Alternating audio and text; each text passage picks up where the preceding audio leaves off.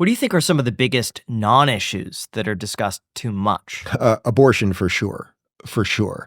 It's not that it's a non-issue, Mhm. but it has somehow wedged itself as like the number one thing in the hierarchy of importance for a huge amount of voters, largely women. I think you could probably argue something like 30 or 40% of the people of America vote as abortion being their number one issue.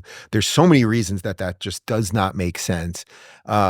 Putting aside what any of our personal views on abortion are or when life starts or anything else, there's so many things that you should be voting on before that. I would argue you should be voting for national security and safe borders, basic competence government and infrastructure and things of that nature. And then abortion, I think in a sane world, then you decide, is it my fifth most important thing or my 10th most important thing? But they have convinced, especially on the left, they've convinced middle-aged women mostly that abortion is the number one thing. And now you have the same women now saying my body, my choice are the same women who are screaming that everybody else should get vaccinated.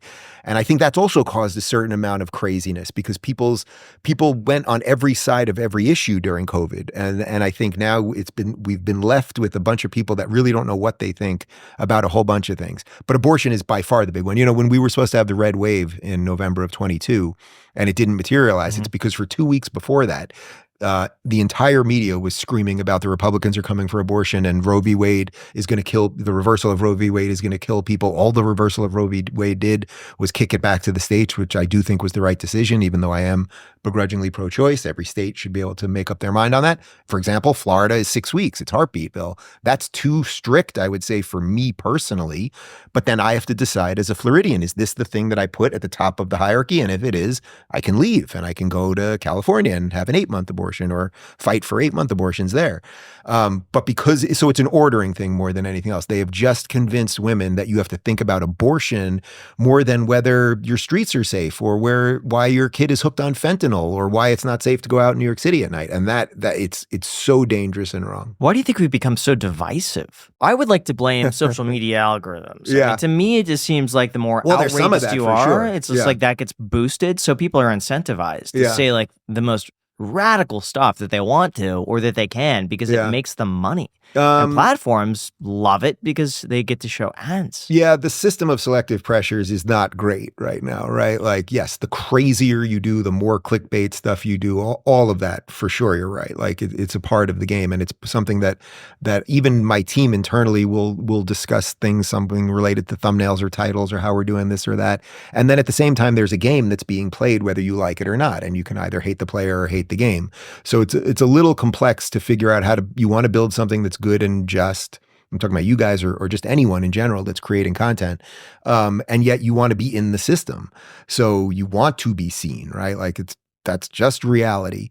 So I have no doubt the algorithms have done this to us, but I would say actually there's something worse than that, which is also connected to everything else we've talked about here, which is just a horrible education system in this country. It's a horrible education system in this country where we've taught young people to hate the country. They don't understand the goodness of America. They don't understand what the melting pot is, that what we do here in this multicultural society is the dream of that people 250 years ago could barely even imagine, and all of the goodness of this nation. And we've just thrown that away. We've made them focus on identity and genitals and skin color, and we've unearthed ancient hatreds that we put to bed. And all of that really starts at the education level more than anything else. So I do think there's an algorithmic component to it for sure, but it's mostly, if you had people who were educated properly, really educated properly in a true classically liberal tradition, and you really scaled that at a societal level, then if the algorithms were screwing with people, society wouldn't get completely out of whack. It would actually start self-regulating, I think. But when you have a bunch of people who have been taught all of the wrong things, who are also being told that the earth is going to end in 12 years because of climate change, and then you create this anxiety situation with young people, and they're told that they're living in a country that shouldn't exist because of systemic racism or any of these things, it all just feeds itself to like a certain level of neurosis that I think particularly people younger than me are in right now. And we have to get out of that, which, by the way, I think by blowing apart the Department of Education, by pushing more school choice and charter schools and homeschooling and pod schooling and all of those things, we will do that. What's pod schooling? It's just like a version of homeschooling. If you have a pod, like you might be the family in the community that has. I'm thinking podcast. That's where my mind goes. Podcast schooling. I'm like, yeah, okay. You guys, people are learning. You will be teachers on a podcast. Yes, I don't know that pod schooling is technically like a term exactly. It's just like the idea that you have a pod at your house that would teach this subject, and someone else might have a pod at their house that teaches this subject, something like that. I see. Okay, I'm thinking podcast.